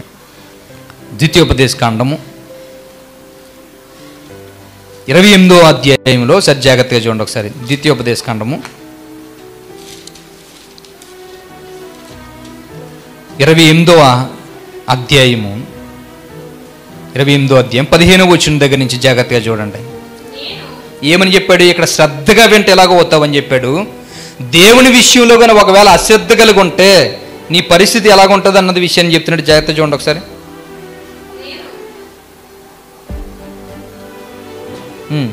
చూడండి 15వ వచనం. నేడు నీకు ఆజ్ఞాపించు ఆయన సమస్తమైన ఆజ్ఞలను కట్టడాలను నీవు అనుసరించి నడుచుకొనవలెనని నీ దేవుడైన యెహోవా సెలవిచ్చిన మాట వినని ఎడలా. అంటే ఏమి లేకపోతే వినలేడు? శ్రద్ధ లేకపోతే వినలేడు. నేను చెబుతున్న మాటలైనా ఆజ్ఞలైనా ఏదైనా నువ్వు విననియ్యాడలా. వింటే నీ జీవితం ఎలా ఉంటుందని ఇందాక విన్నాం మనం. వినకపోతే, శ్రద్ధ లేకపోతే, అశ్రద్ధగా వింటే శాపం వస్తుంది అన్నాడు. అశ్రద్ధగా చేయవాడు యెహోవా కార్యంలో అశ్రద్ధ శాపగ్రస్తుడు అన్నాడు. ఆ శాపాలు ఎలాగుంటాయంటే శాపగ్రస్తమైనటువంటి పరిస్థితులు చూడండి. ఏమని చెప్తున్నాడు? 16 వచనం చూడండి. పట్టణములో నీవు శపింపబడదువు. చూడండి, పట్టణంలో నువ్వు శపింపబడదు అంటే అర్థం ఏంటి తెలుసా? ఏ గౌరవాన్ని అయితే నువ్వు కోరుకుంటున్నావు ఆ గౌరవం నీకు దొరకదు. గుర్తుపెట్టుకోండి. ఏ గౌరవం అయితే సొసైటీలో, సమాజంలో, మనుషులందరి మధ్యన, నీ బంధువుల మధ్యన కానీ, కుటుంబం మధ్యన కానీ ఎక్కడైనా నీ గౌరవం దక్కకుండా వాళ్ళు నన్ను కించపరిచారు, అవమానపరిచారు, తోసేసారు పక్కకి, ఇలాంటివి జరుగుతున్నాయనే ఫీలింగ్స్ కలుగుతుంటే గుర్తుపెట్టుకో, నీ గౌరవం దేవుని మాటలను గౌరవం ఇవ్వకపోవడం వలన, దేవుని మాటల వలన నువ్వు అశ్రద్ధగా ఉండడం వలన శాపం వచ్చింది. ఎలాగొచ్చింది? గౌరవం పోతే ఎవడో నేను లెక్కలో పట్టించుకోవడం, తోసేస్తారు పక్కకి. గుర్తుపెట్టుకోండి, అలా జరుగుతుంది. పొలంలో నువ్వు శపింపబడదా అంటే అర్థం ఏంటంటే నువ్వు పంట వేస్తావు, నువ్వు ఏదో చేస్తావు, ఏది చేసినా నువ్వు అనుకున్నది సాధించలేవు, ఫెయిల్యూర్ అవుతూనే ఉంటుంది. పెట్టుబడులు పెడతావు, పొలాలు వేస్తావు, కష్టపడి చేసుకుంటావు, వ్యాపారం చేస్తావు, ఏది చేసినా ఫెయిల్యూర్ మీద ఫెయిల్యూర్, దెబ్బల మీద దెబ్బలు తగులుతూనే ఉంటాయి. అనుకున్న దాన్ని సాధించలేము. తర్వాత చూడండి, నీ గంపయు పిండి పిసుకు నీ తొట్టియు శపింపబడును, నీ గర్భఫలము, నీ భూమి పంట, నీ ఆవులు, నీ గొర్రె మేకల మందలో శపింపబడును. చూసారా, నువ్వు పొలంలో దెబ్బతింటావు, చివరికి నీ ఇంటి దగ్గర ఉన్నటువంటి ఆర్థికమైన పరిస్థితులు ఎలా ఉంటుంది తెలుసా? సాయంత్రం వండుకుందామంటే సరిగా ఏది ఉండే పరిస్థితి ఉండదు, లేదంటే ఏదైనా రేపు పొద్దున్న ఏటి పరిస్థితి అనుకునే ఫీలింగ్ అవుతుంటుంది. జరుగుతుంటే ఖచ్చితంగానే కొన్ని జరగవు. ఇలాంటి పరిస్థితులు, ఇబ్బందులు పడే పరిస్థితులకు వెళ్తుంటమాట. చూడండి, ఎందుకు ఈ సందర్భాలు చెప్తానంటే మీరు అనుకోవచ్చు, దేవుడు దీవెన అంటే దేవుడు ఏ లోటు లేకుండా చేస్తాడు కదండి, ఎంత బాగానే ఉంటుంది కదండి. దేవుడి పరిస్థితులు ఎలా ఉంటాయి? టెస్ట్ చేసేటప్పుడు ఒకలాగా ఉంటాయి, టెస్ట్ లేనప్పుడు ఒకలాగా ఉంటాయి. టెస్ట్ చేయాలనుకున్నప్పుడు దేవుడు ఏం చేస్తాడు తెలుసు? అన్ని సమృద్ధిగానే ఉంటాయి, కానీ ఎక్కడ తొక్కాలో అలాగే నొక్కుతా కూర్చోండి అంటాడు. ఈ పరిస్థితుల్లో భక్తిహీనమైన స్థితిలో దెబ్బలు తగులుతుంది అంటే అర్థం ఏంటి తెలుసా? చాలా పరిస్థితుల్లో మనకి అన్నీ సమకూర్చి జరగవు, అన్నీ సమకూడకుండానే ఒకదాని మీద ఒకటి జరుగుతుంటే ఏం సమకూర్చబడవు. గుర్తుపెట్టుకోండి, ఏం సమకూర్చబడవు కానీ దెబ్బలు తగులుతుంది. ఇది ఏంటనుకో మన భక్తిహీనత వల్ల వచ్చేది. భక్తి వల్ల వచ్చే టెస్టులు ఎలాగ ఉంటాయి అనుకున్నారు? అన్నీ ఉంటాయి, కానీ పరిస్థితులు అనేది చాలా తారుమారులు అయిపోతున్న పరిస్థితులు ఉంటాయి. అది ఎలా ఉంటుందంటే మానసికమైన దానికే తెలుస్తూ ఉంటాయి మాట పరిస్థితులు. గుర్తుపెట్టుకున్న విషయాల్ని అక్కడ చెప్తున్నాడు, నీవు లోపలికి వచ్చినప్పుడు శపింపబడదు, వెలుపులకు వెళ్ళినప్పుడు అంటే అర్థమేంటి? నువ్వు లోపల ఉంటున్నా ఏదో రోగం ఉంటుందో, బయటకు వెళ్ళినా ఏదో పొజిషన్ దెబ్బతింటుంటుంది, ఎక్కడికి వెళ్ళినా దెబ్బలు తినడమే కష్టంగా. ఇలాంటివి జరుగుతుంటాయి. ఎందుకు ఇలా జరుగుతుంటే నీవు నన్ను విడిచి చేసిన నీ దుష్కార్యముల చేత నీవు హతము చెయ్యబడి వేగంగా నశించు వరకు నీవు చెయ్యి బూనుకొని కార్యములన్నిటి విషయములోను యెహోవా శాపం, కలవరము, గద్దింపును నీ మీదకి చివరికి ఎంతవరకు తెలుసా? గోతుకు పోయేంత వరకు వెంటాడెత్తదంటండి ఇది. చూడండి, ఎందుకన్నట్టు తెలుసా మాట? మనం ఎంత చెప్పినా మారతామా? వస్తే మార్పులు వస్తే మనకి ఏమి రావు. మనకి ఎంత చెబుతున్నా మార్పు అనేది మనకు రాకపోతే దేవుడు ఏంటి తెలుసా? వెంటాడుతుంటే ఎంతవరకు తెలుసా? నువ్వు చివరికి నీవు నాశనానికి వెళ్ళేంత వరకు ఈ శాపం నీకు వస్తూనే ఉంటుంది. ఈ శాపం నిన్ను వెంటాడుతూనే ఉంటుంది. నిజంగా చెబుతున్నానండి, ఇది ఖచ్చితం. ఇది అందుకే నేను మాట్లాడుతుంటాడు, ఒకడు గోతికై పరిగెడతా ఉంటుంటాడు, వాడిని ఎవడో ఆపొద్దు. ఎందుకు అని అడిగితే వాడు గోతి కొరకు పరిగెడుతున్నాడు కనుక. దేవుడు ఇదే చెబుతున్నాడు, భక్తి జీవితంలో నీ పరిస్థితిని నువ్వు మెరుగు చేసుకోవడానికి దేవుని వాక్యాలు వినపడుతున్నప్పుడు ఆ శ్రద్ధను నువ్వు నిలబెట్టలేనటువంటి పరిస్థితిలోకి వెళ్ళిపోతున్నప్పుడు దేవుడు కొన్ని వాక్యముల చేత కానీ కొంతమంది వ్యక్తులతో చెప్పిస్తుంటాడు. ఈ చెప్పించిన మాటలు కూడా మనం పట్టించుకోకుండా ఇదే భక్తిహీనమైన స్థితిలోకి వెళ్ళిపోయి అశ్రద్ధ జీవితాన్ని దేవుడి దగ్గర కొనసాగిస్తాం అనుకోండి, దేవుడు శాపాన్ని బయలుపప్పిస్తాడో అది ఎలాగుంటుందని అడిగితే మన గోతికి వెళ్ళేంత వరకు వెంటాడుతుందంట. ఆర్థికమైన దెబ్బలు తగులుతుంటాయి, బయటికి వెళ్ళిన ప్రాబ్లమ్స్ వస్తుంటాయి, కుటుంబాల్లో ఉన్న ఇబ్బందులు కలుగుతుంటాయి, సమస్య ఎక్కడికి వెళ్ళినా చుట్టుముడేస్తాయి. చివరికి ఎంతవరకు ఉంటాయి ప్రభు అని అడిగితే నువ్వు మారకపోతే గోతి వరకు తీసుకువెళ్తానని చెప్తున్నాడు. నువ్వు మారకపోతే గోతి వరకు తీసుకువెళ్తాను. నేను చెబుతున్నాను, మీ అందరికీ దయ తలచి మీరు చేయవలసినటువంటి పని ఒకటి గుర్తుపెట్టుకోండి. దేవుని మాటలు శ్రద్ధగా విని ఆయన చెప్పిన మాటలకి నిజాయితీగా నిలబడండి. మీరు మిమ్మల్ని కోరుకునేది అది ఒకటే. దేవుడు మిమ్మల్ని ఉన్నతంగా నిలబెట్టాలనుకున్న ఆలోచన మీకు కలిగి ఉంటే ఖచ్చితంగా నిలబడండి. అన్ని విషయాల్లోనూ బాగా ఉండాలి. సమాజంలో ఒక వాల్యూ కలిగిన పర్సన్లో నేను ఉండాలనుకున్నారా? నేను చెప్పింది వాక్యాన్ని శ్రద్ధగా వినండి, వాక్యం ప్రకారం బ్రతకండి. వాక్యాన్ని వింటున్నప్పుడు మనకు నచ్చినటువంటి ఆలోచనలో, మనకు నచ్చినటువంటి ఉద్దేశాలతో, మనకు నచ్చినటువంటి పనులు మనం చేసుకుంటా నేను చెబుతున్నాను. నీ మీదకి శాపం రావడం కాదు కదా, గోతికి వెళ్ళేంత వరకు అంటాడే పరిస్థితి వస్తుంది. చాలా ప్రమాదం ఇది. ఎంత ప్రమాదం, ఎలాంటి పరిస్థితుల్లోనికి తీసుకెళ్ళిపోతుందో ఆలోచించండి ఒకసారి ఈ విషయాలు. ఎందుకని అడిగితే బైబిల్లో నేను ఎక్కువగానండి ఇలాంటి పరిస్థితులు ఏ విషయాలైనా కొన్ని విషయాలు నేను తెలుసుకోలేనప్పుడు, కొన్ని విషయాలకి నేను చేంజ్ చేసుకోవడం కష్టపడుతున్నప్పుడు ఆశ స్టోరీ చదువుతుంటానండి. నేను తెలుసు, ఆశ చరిత్ర చదువుతుంటాను. ఆశ చరిత్ర ఎంత గొప్ప చరిత్ర. అలాంటి గొప్ప చరిత్ర ఒక మూర్ఖత్వం అండి. ఎంత దూరం తీసుకొచ్చేసాడు తెలుసా? దేవుని కార్యక్రమాల విషయాలకి వెళ్ళవలసిన మనసుని తన సొంత ఆలోచనల వైపు పెట్టేసుకుని తను చెయ్యాలనుకున్న దాన్నే చేశాడు తప్ప దేవుడు ఎంత మందిని పంపించి బతిమాలుతాడో. చివరికి రోగమైనా పుట్టేస్తే ఆ రోగాన్ని బట్టి అయినా వైద్యులు చేతులు ఎత్తేస్తే వాళ్ళ దగ్గర నుంచి నా దగ్గరికి వస్తాడేమో అనుకుని దేవుడు చేస్తే వైద్యులన్నా పిలిపించుకుంటాడేమో తప్ప దేవుడి దగ్గర ప్రభువా ఈ రోగం పెట్టావు ప్రభువా నన్ను తగ్గించి ప్రభుని అడగలేదండి. వినాలమ్మా, వినాలి, వెళ్ళిపోతారా? ఇలాంటివి ఈ పరిస్థితుల్లోనికి వెళ్ళిపోయే స్థితి వచ్చేది చూసారా? ఎంతలాగంటే చివరికి ఆయన గురించి రాసినటువంటి మాట్లాడే తెలుసా? ఆ కాలుకి ఆ కురుపు రావడంతో కాలు అంతా మొత్తం కుళ్ళిపోయి చచ్చిపోయాడు. ఆయన గురించి రాసిందంటే తెలుసా? సుగంధ వర్గాలతో కూర్చేటంట. సుగంధ వర్గాలు అంటే చాలాసార్లు ఆలోచించాను. సుగంధ వర్గాలు ఎందుకు పెట్టారు తెలుసా? కుళ్ళు కంపు వచ్చిందండి. శవం కుళ్ళు కంపు వస్తే ఆశ మీద పీకల వరకు ప్రాణం ఉన్న వ్యక్తులు కూడా దగ్గరికి వెళ్ళలేకపోయారట. సుగంధ వర్గాలు రకరకాల సెంట్లు పూసేశారట. మొత్తం అంతా దగ్గరికి వెళ్ళలేని పరిస్థితి. బెస్ట్ ఎగ్జాంపుల్ చెప్పన్నా మీకు, మనం అనుకున్న మాట పురుగులు పడి చనిపోయాడు అంటారు చూడండి. అలాంటి పరిస్థితికి వెళ్ళిపోయాడంటే, పురుగులు పడి చనిపోయాడు అంటారు. ఆ పరిస్థితికి వెళ్ళిపోయాడు. ఎందుకో తెలుసా? కేవలం దేవుడి మాట వినలేనందుకు. చివరిలో ఆ మంచం మీద పడుకున్నప్పుడైనా దేవుడు అంటాడు, పరిశుద్ధాత్మ రాయిస్తాడు, ఆ మంచం మీద పడిపోయినప్పుడైనా దేవుడిని ఆశ్రయిస్తాడేమో అని దేవుడు అనుకున్నాడట. వైద్యుని పిలిపించాడట. వెళ్ళి చూసారా? వైద్యుని రమ్మని చెప్పాడట. కొన్ని విషయాలకి మనలో వస్తున్నటువంటి రోగాలకైనా ఏదైనా మనం ఆశ్రయించవలసింది ఎవరినో తెలుసా? వైద్యాన్ని ఒకవేళ చూపిస్తుంటాం, అట్లు కూడా మొండికెత్తుతున్నాయి అనుకో, నువ్వు అడగవలసింది ఎవరినో తెలుసు? ఇంకా మోకరించే వెంటనే ప్రభువా తప్పు అయిపోయింది ప్రభువా, ఏమో నువ్వు తెలియదేమో, నువ్వు మర్చిపో ఉండొచ్చు ఒకవేళ.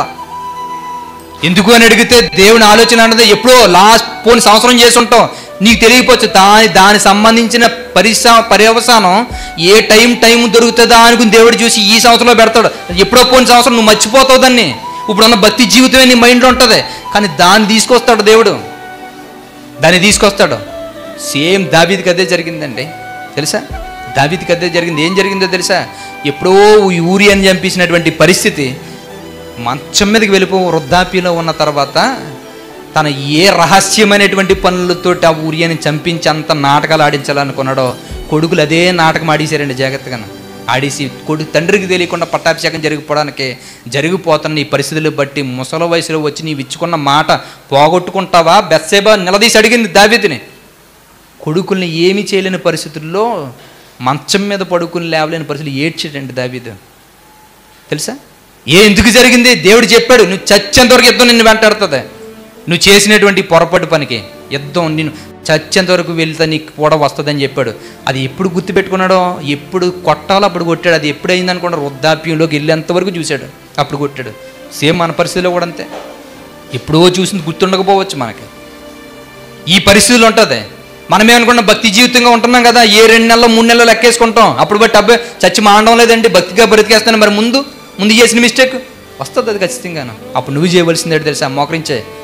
మోకరించాడు, ప్రభా మిస్టేక్ అయిపోయింది ప్రభా, ప్లీజ్ తండ్రి ఈ మాట వినకేనేమో నా పరిస్థితి ఇది జరుగుతుంది నాలోను. నా జీవితంలో ఇలాంటి పరిస్థితులు వస్తున్నప్పుడు నాలో ఉంటున్నటువంటి ఈ బలహీనమైన స్థితి వలననేమో, కాబట్టి దాన్ని నేను విడిచిపెట్టుకుంటాను అనుకుని దేవుడి దగ్గర. మనుషుల గురించి మనకెందుకండి? దేవుడికి నీకు ఒక ఒప్పందం ఉండాలి, దేవుడికి నీకు ఒక బంధం ఉండాలి, దేవుడికి నీకు మొహమాటాలు ఉండకూడదు.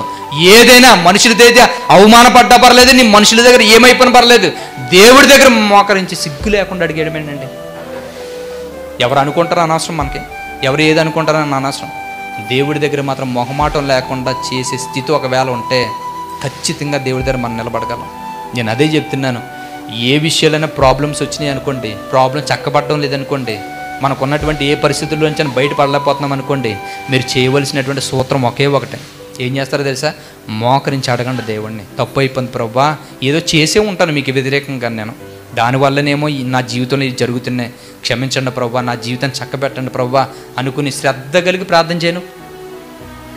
శ్రద్ధ కలిగి దేవుని మాటలు వినడానికి ప్రార్థన చేయను. శ్రద్ధ కలిగి దేవుని విషయంలో నీ యొక్క జీవితాన్ని మార్చుకుందాం అనుకుంటే, ఈ పరిస్థితులు కానీ ఒకవేళ వచ్చినట్టు చెబుతున్నాను, ఆ పరిస్థితిని బట్టి దేవుడు ఒక ఉన్నతమైనటువంటి స్థితిలో తీసుకెళ్తాడండి. నిజంగా ఆ పరిస్థితి రావాలి మనకి. నిజంగా అలా వస్తే మనం నిలబడగలం. అందుకనే ఇలాంటి ఇశ్రాయేలు ప్రజలు ఎప్పుడైతే కొన్ని దెబ్బలు తిన్నారో, దెబ్బలు తిన్న తర్వాత వాళ్ళ జీవితాలు చక్క పెట్టడానికి వాళ్ళు ఏ సూత్రం పాటించారో తెలుసా? గుర్తుపెట్టుకోండి. దెబ్బలు తిని తిని తిని తిని దేవుడికి దూరం అయిపోయిన పరిస్థితుల్లో మా జీవితాలు ఎలాగ అయిపోతున్నాయి అనుకుని వాళ్ళు అప్పుడు ఏ సూత్రం పాటించారో తెలుసా? నిజంగా చెబుతున్నాను, బైబిల్లో చాలా సొల్యూషన్స్ ఉంటాయి నిజంగానే. మనకి మన లైఫ్కి ఎలాంటి ప్రాబ్లమ్స్ వెళ్తున్నా అన్ని చక్కబెట్టుకోవడానికి మంచి మంచి సొల్యూషన్స్ ఉంటాయి. వాళ్ళు ఈ దెబ్బలు తగిలిన తర్వాత, ఈ శాపగ్రస్తమైన జీవితంలోకి వెళ్ళిపోయిన తర్వాత మా బ్రతుకుల్ని ఎలాగ కూర్చుకోవాలి ప్రభు అని అడిగారు. అలాంటప్పుడు ఎలా ఫాలో అయ్యారు తెలుసా వాళ్ళు? మనం కూడా ఫాలో అవ్వడానికి దేవుడు చెప్తున్నాడు ఈ విషయాన్ని. నెహెమ్యా గ్రంథం చూడండి ఒకసారి. నెహెమ్యా గ్రంథం చూడండి ఒకసారి.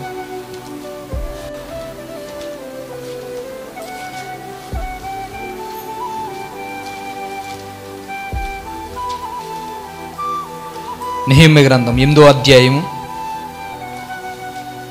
నెహెమ్యా గ్రంథము 8వ అధ్యాయం 3వ వచనం దగ్గర నుంచి చూడండి ఒకసారి. వాళ్ళు ఏ సూత్రం పాటించారు? ఎప్పుడైతే దేవుడి దగ్గర ఈ స్థితిని కోల్పోయారో, ఆ కోల్పోయిన స్థితిని బట్టి కన్నీళ్ళు పెట్టుకుని మరలా దేవుడు దేన్ని మనం ఫాలో అయితే దేవుడు ఇష్టపడతాడో ఆ ఫాలో అయ్యేది మళ్ళీ మన దీవెనకరంగా మారాలంటే ఏం చేయాలనుకుని వాళ్ళు ప్లాన్ చేసుకుని ఏం ఫాలో అవుతున్నారో చూడండి. 8:3 వచనం.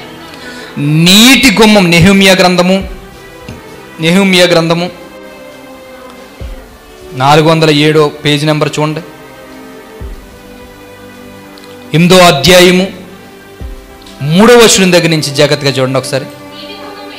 ఏమని చెప్తాడు? నెహెమ్యా గ్రంథం 8వ అధ్యాయము 3వ వచనం దగ్గర నుంచి ప్రతి ఒక్కరు చూడండి. నీటి గుమ్మము ఎదుటనున్న మైదానములో ఉదయం మొదలుకొని మధ్యాహ్నం వరకు నిలుచున్న ఆ స్త్రీ పురుషులకును తెలుగుతో వినగలిగిన వారందరికీ చదివి వినిపించుచు ధర్మశాస్త్రాన్ని చదివి వినిపిస్తున్నారట. తను అర్థం చేసుకునేటువంటి వ్యక్తులు, వివేకం కలిగిన వ్యక్తులు అందరిని పోగేశారట. వాళ్ళ ముందు వాక్యాన్ని చెప్తున్నారట. అలా చెబుతుంటే వీళ్ళు ఏం చేశారట? ఆ జనులందరూ ధర్మశాస్త్ర గ్రంథమును శ్రద్ధగా విన్నారట. చూసారా? శ్రద్ధగా విన్నారట. అప్పటికి వాక్యము దూరం అయిపోయిందండి వాళ్ళకి. దేవుని మీద పట్టించుకోవడం మానేశాడు. బానిసత్వానికి పంపించేశాడు. చిత్రహింసలు అనిపించేశారు. వాళ్ళ జీవితంలో ఏది శాపం రాకూడదు అనుకున్నాడో అవన్నీ రప్పించుకున్నారు. ఏడ్చి కన్నీళ్ళు పెడితేనే కానీ దేవుడు వాళ్ళని కరుణించలేదు. చివరికి వాళ్ళు చేసిన పని తెలుసా? ప్రభువా, నా జీవితంలో మరలా ఈ దీవెనకరమైన జీవితం నాకు రావాలంటే నేను ఏం చేయాలి ప్రభువా అనుకుని వాళ్ళు ఏం చేశారంటే తెలుసా? శ్రద్ధ కలిగి ఉండాలి. దేని మీద శ్రద్ధ పెట్టాలనుకున్నారో తెలుసా? వాక్యాన్ని వినే విషయంలో శ్రద్ధ కలిగి ఉంటే మా జీవితాలు వెలిగింపబడతాయని ఒక సూత్రం తెలుసుకున్నారు. మరలా పాడైపోయిన జీవితాలు కట్టుకోవడానికి వాళ్ళు ఏం చేశారో తెలుసా? యెహోవా ధర్మశాస్త్రాలను వారి మధ్య చదువుతున్నప్పుడట శ్రద్ధ కలిగి విన్నారట. వాళ్ళు ఆ దెబ్బ తినడానికి గల కారణం ఏంటో తెలుసా? శ్రద్ధ లేదు వాళ్ళకి. వాక్యం మీద శ్రద్ధ లేదు. శ్రద్ధగా దాన్ని పాటించలేకపోయారు. శ్రద్ధ దేవుడి మీద లేనందుకు అన్నీ వచ్చినాయి. 70 సంవత్సరాల చెరలోనికి వెళ్ళిపోయారండి వాళ్ళు. 70 సంవత్సరాలు చిత్రహింసలు పెట్టేశారు వాళ్ళని. చరిత్రలు చదువుకుంటుంటే గుండెలు అవిసిపోయేలాంటి పరిస్థితులు ఉంటుంటాయి. అలాగ అప్పగించేశాడు దేవుడు. ఎందుకనంటే నా మీద శ్రద్ధ నిలపలేకపోయావు, అందుకని నీ పరిస్థితి ఎలాగైందని చెప్తాడు దేవుడు. ఇప్పుడు ఏం చేశారని తెలుసా? శ్రద్ధ రప్పించుకున్నారట. ఏది రప్పించుకుంటే మా జీవితాలు వెలిగింపబడతాయని ఆలోచించారు. యెహోవా మాటలు శ్రద్ధగా వింటే ఎలా ఉంటుందని ఆజ్ఞ జారీ చేశాడు ఆ రోజు ద్వితీయోపదేశ కాండంలో. ఇదే సూత్రం పాటిస్తే మరలా మన జీవితాలు చక్కబడతాయి అనుకుని యెహోవా ధర్మశాస్త్రం మీద శ్రద్ధ నిలపడం ప్రారంభించారంట. నేను చెబుతున్నానండి, వాక్యాన్ని శ్రద్ధగా చదువుకుని దాని ప్రకారం బ్రతకడం ప్రారంభించండి. మీ లైఫ్లో అన్ని దేవుడు చక్కబెట్టుకుంటూ వస్తాడు. గుర్తుపెట్టుకోండి, అన్నిని మీరు ఏ పని ముట్టుకోండి, ఏ పని ముట్టుకున్నా ఆ పనిలో సక్సెస్ఫుల్గా ఉంటారు మీరు. ఎందుకో తెలుసా? శ్రద్ధగా ఉండి దేవుడు వైపు మనం చూడగలిగితే ఆ లైఫ్ వేరేగా ఉంటుందండి. బెస్ట్ ఎగ్జాంపుల్ ఎవరో తెలుసా బైబిల్లో? యోసేపు. శ్రద్ధ అండి. ఎక్కడికి వెళ్ళినా, జైల్లో వెళ్ళినా శ్రద్ధగా ఉన్నాడు దేవుని మాటల విషయాల్లో. ఆయన పని వాళ్ళుగా పెట్టుకున్నా ఆ యజమానుల్లో శ్రద్ధ కలిగి ఉన్నాడు. దేవుని మాటలు విడిచిపెట్టకుండా అదే మైండ్లో పెట్టుకున్నాడు. ఆయన ఏ దాని మీద చేయేస్తే అది ఏమైందంటే తెలుసా? దీవింపబడేదట మొత్తం అంతా. రాజు ఫరో ఇదే చూసివ్వడట. యోసేపు దేంట్లోకి వెళ్తే అలా దీవింపబడతానంటే వాళ్ళ దేవుడు సామాన్యుడు కదని. నువ్వు దేశంలో ఏదో మూల ఉండవలసిన వాడు కాదు, దేశానికి రాజుగా ఉండవలసిన వాడని సింహాసనం మీద కూర్చోబెట్టాడండి ఆయన్ని ప్రధానిగానే. తెలుసు, రాజు అన్నవాడిని నేనే కానీ నువ్వు ఏది జరిగించాలనుకుంటే అది అధికారం అంతా నీ చేతుల్లోనే ఉందని అప్పగించేశాడు మొత్తం అంతా. తెలుసా, అంత గొప్ప పరిపాలన కొనసాగించడం శ్రద్ధ కలిగి పనిచేశారండి వాళ్ళందరూ. అశ్రద్ధ జీవితాన్ని పాడు చేస్తుంది.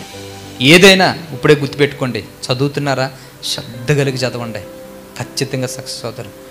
లేదంటే ఒక బిజినెస్ చేస్తున్నారా, ఒక ఉద్యోగం చేస్తున్నారా, శ్రద్ధ, దాంట్లో ఏ మాత్రం శక్తి లోపం లేకుండా ఈ రోజు వెళ్ళానండి, ఈ రోజు వెళ్ళకపోయినా ఈ రోజు వెళ్ళిపోవద్దు. అది ఖచ్చితంగా చేయండి, కష్టపడండి, యథార్థంగా కష్టపడండి, ఖచ్చితంగా సక్సెస్ఫుల్ అవుతారు. దేంట్లన్నా నీ సిన్సియారిటీ ఇప్పుడు గుర్తించకపోవచ్చు, ఒకరోజు ఆ సిన్సియారిటీకి నువ్వు చేసేటువంటి పనికి ఒకరోజు ఖచ్చితంగా సమాజం మెచ్చుకోవడమే కాదు, దేవుడు మెచ్చుకుని ఒక ఉన్నతమైన పొజిషన్లో నిలబెడతాడు. ఇది ఏదో కోరుకుంటున్నాడు ఇందులో పరిగెట్టడానికి అనుకుని రాణిస్తాడు. ఖచ్చితంగా నిలబెడదాం, ఖచ్చితంగా ఫీలింగ్ కలగాల దేవుడికి.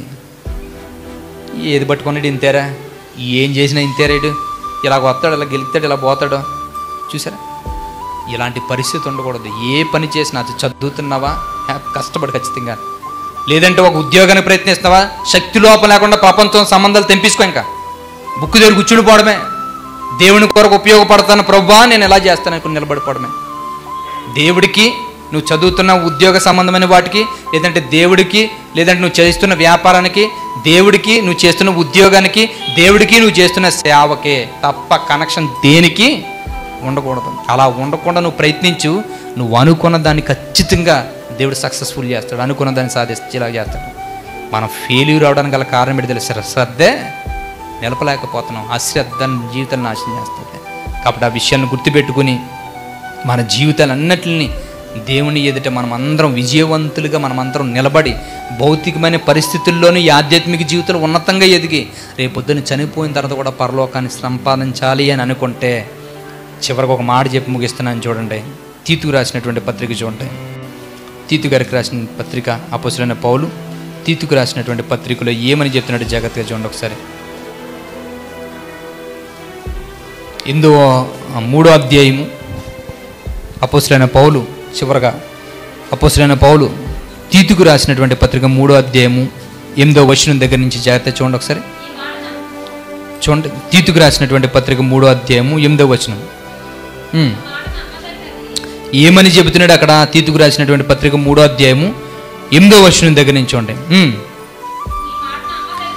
ఈ మాట నమ్మదగినది గనుక దేవుని యందు విశ్వాసముంచిన వారు సత్క్రియలను శ్రద్ధగా చేయటి యందు మనస్సుంచినట్లు నీవి సంగతులను గురించి దృఢముగా చెప్పుచుండవలనని కోరుచున్నాను. ఏం చెప్తున్నాడు? ఈ మాటలు నమ్మదనివి గనుక దేవుని యందు ఎవడైతే మాటలు విని విశ్వాసం పెంచుకుంటున్నాడో అలాంటి వాడు దేవుని పనులు సత్క్రియలను శ్రద్ధగా చేయటి యందు, శ్రద్ధగా దేవుని పనులు ఎలా చేయాలట? శ్రద్ధగా చేయటి యందు మనస్సుంచినట్లు నీవి సంగతులను దృఢంగా ఖండితంగా చెప్పి మాటలు. ఏ పని అన్నానండి మీకు అందరికీ నేను చెప్పే మాటలు ఒకటే, దేవుని పనులు ఏది చేసినా శ్రద్ధగా చేయండి, మనసు పెట్టండి. శ్రద్ధగా చేయటందు మనసు నిలపమని దృఢంగా సంఘంతో చెప్పు తిమోతి అని పౌలు రాశాడు.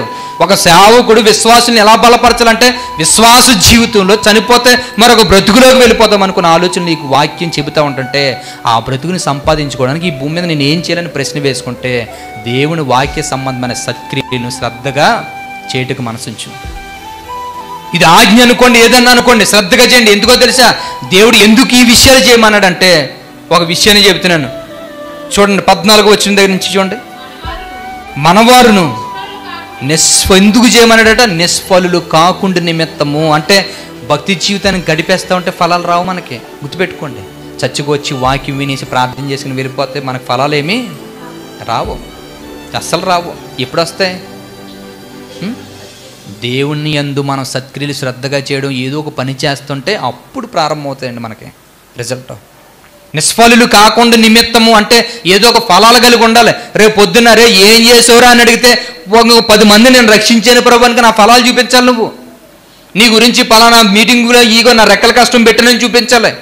లేదంటే ఇదిగో నాకు ఉన్నటువంటి వయసులో నా బలాన్ని ఖర్చు పెట్టి నీ పనులకి నేను కష్టపడి నేను చెమట ఉచ్చి పని చేశాను ప్రభు అని చెప్పాలి. 10 మందికి నేను నేర్చుకున్న వాక్యాన్ని నేను బ్రతకడమే కాకుండా 10 మందికి వాక్యాన్ని చెబుతున్నాను ప్రభు అని నువ్వు చెప్పాలి. ఈ విషయంలో నువ్వు చేసే విషయంలోనట శ్రద్ధ కలిగి మనసు ఉంచడానికి నువ్వు ప్రయత్నించు. ఎందుకని? మనవారును నిష్ఫలు కాకుండా నిమిత్తము అవసరమును బట్టి సమయోచితంగా సత్క్రియని శ్రద్ధగా చేయటందు నేర్చుకోండి, ప్రాక్టీస్ చేయండి. చూసారా, నేర్చుకోండి, ప్రాక్టీస్ చేయండి. ఒకవేళ అలవాటు లేదా ప్రాక్టీస్ చేయండి, శ్రద్ధగా చేయండి. దేవుడి పనులు ప్రార్థన చేసుకోండి, వాక్యం చదవండి. మీరు ఏ మాటలైతే వింటున్నారో మీరు బ్రతుకుతూ ఎదుటి వాళ్ళకి బోధించండి. మీరు చెప్పే ప్రతి మాటలోనూ ఎదుటివారి జీవితం ఖచ్చితంగా నిలబడేటట్లుగా మాట్లాడడానికి ప్రయత్నించండి. వాక్యంలో ఉన్నటువంటి విషయాన్ని ఎక్కడితో ఉండిపోకూడదు. సమాజంలోనికి వెళ్ళే పరిస్థితులు ఉన్నాయి, వాటిని తీసుకువెళ్ళాలి. ఎలా తీసుకువెళ్ళాలి ఆలోచించండి. ఎలా తీసుకువెళ్తే బాగుంటుంది? మనం అందరం కూడుకుని ఏదో ఒక సభలాగా ఏర్పాటు చేసి చెప్పిద్దామా? లేదంటే మనమే వెళ్ళిపోయి చెబుతామా? లేదంటే ఎవరికైనా ఒక పట్టెడు ముద్ద అయినా పెట్టి వాళ్ళకి ఏమన్నా దేవుని వాక్యం చెబితే బాగుంటుందా? ఇలాగ ఆలోచించుకోవాలండి. ఇలా ఆలోచించుకుని మనం చేయగలిగితే చాలా బాగుంటుంది. కానీ పరిస్థితులు అలా లేవు. క్రీస్తు అక్కడ దగ్గర పడిపోయేటప్పటికి ఫలాలు లేనిటువంటి చెట్లులాగా ఉండిపోయారు. మొత్తం అంతా ఫలాలు లేని చెట్లుగా. సమయోచితంగా అవసరాన్ని బట్టి సత్క్రియలు శ్రద్ధగా చేసేవారిగా మనం అందరం నేర్చుకోవాలట.